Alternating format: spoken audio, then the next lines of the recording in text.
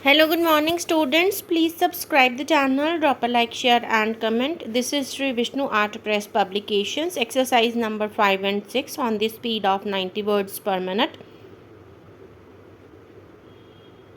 Start.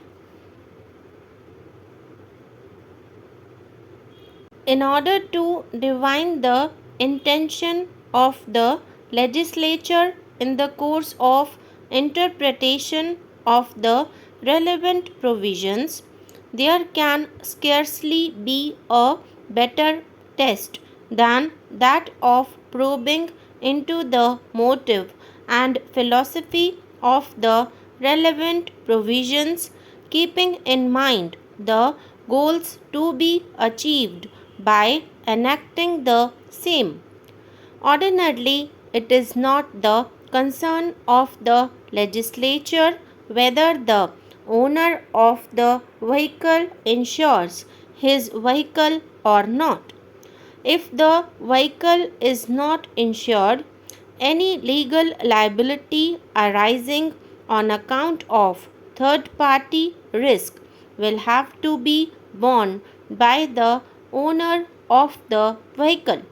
The provision has been inserted in order to protect the members of the community traveling in vehicles or using the roads from the risk attendant upon the user of motor vehicles on the roads. The law may provide for compensation to victims of the accidents who sustain injuries in the course of an automobile accident or compensation to the dependents of the victims in the case of a fatal accident. However, such protection would remain a protection on paper unless there is a guarantee that the compensation awarded by the courts would be recoverable from the persons held liable for the consequences of the accident. A court can only pass an award or a decree.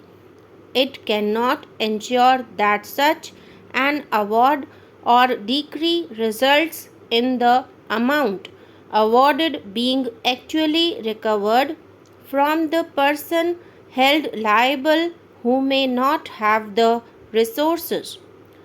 To overcome this ugly situation, the legislature has made it obligatory that no motor vehicle shall be used unless a third party insurance is in force. To use the vehicle without requisite third party insurance being in force is a penal offence. The legislature was also faced with another problem. In order to make the protection real, the legislature has also provided that the judgment obtained shall not be defeated by the incorporation of exclusion clauses other than those authorized by Section 96 and by providing that except and save to the extent permitted by Section 96. It will be the obligation of the insurance company to satisfy the judgment obtained against the persons insured against third party risk. In other words, the legislature has insisted and made it incumbent on the user of a motor vehicle to be armed with an insurance policy covering third party risks, which is in conformity with the provisions enacted by the legislature.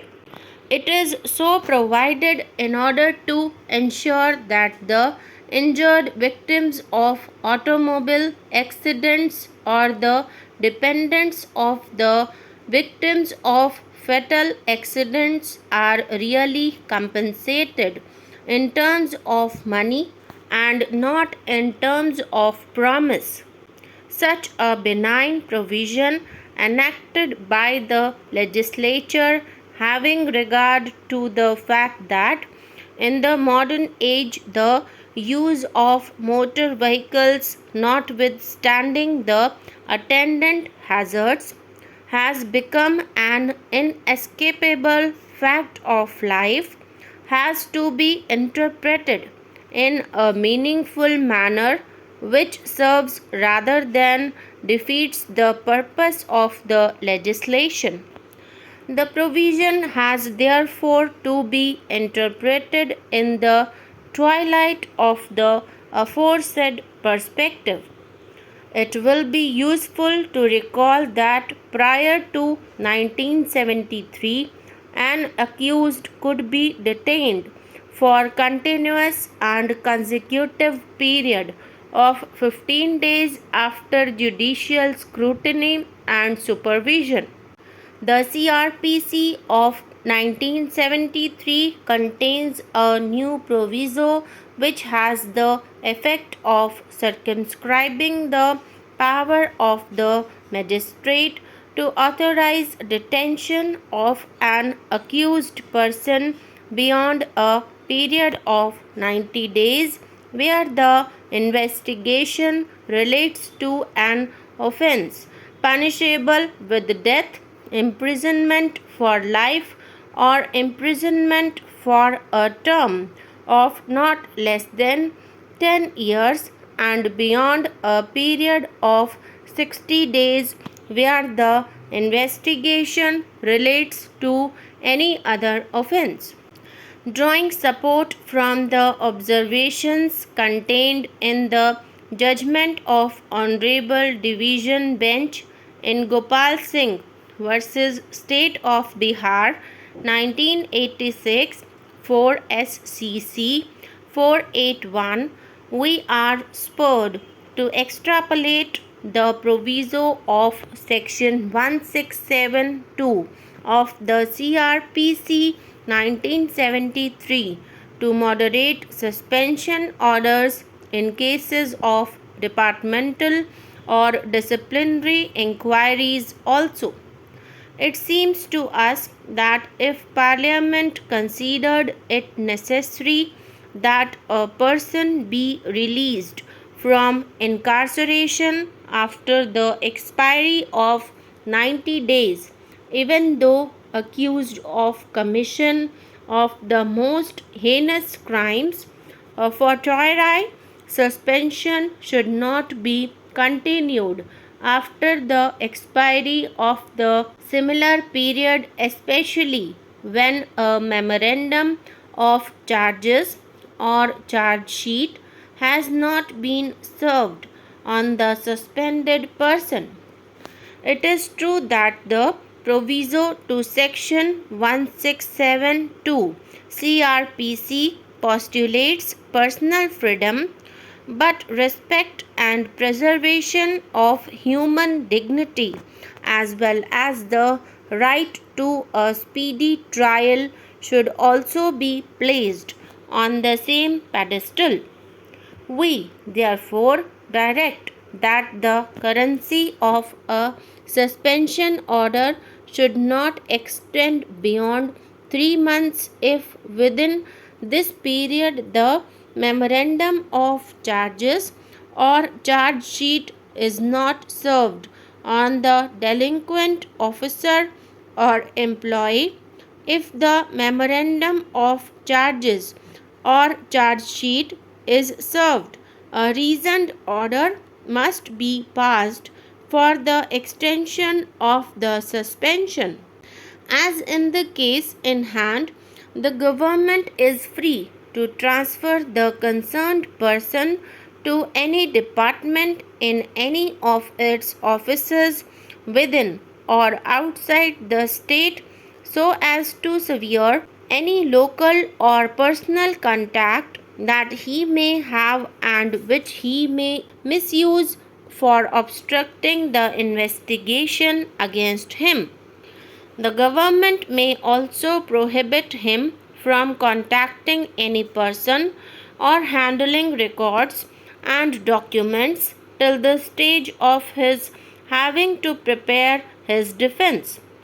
We think this will adequately safeguard the universally recognized principle of human dignity and the right to a speedy trial, and shall also preserve the interest of the government in the prosecution. We recognize that previous constitution benches have been reluctant to quash proceedings on the grounds of delay and to set time limits to their duration. However, the imposition of a limit on the period of suspension has not been discussed in prior case law and would not be contrary to the interests of justice. Furthermore, the direction of the Central Vigilance Commission that pending a criminal investigation, departmental proceedings are to be held in abeyance stands superseded in view of the stand adopted by us.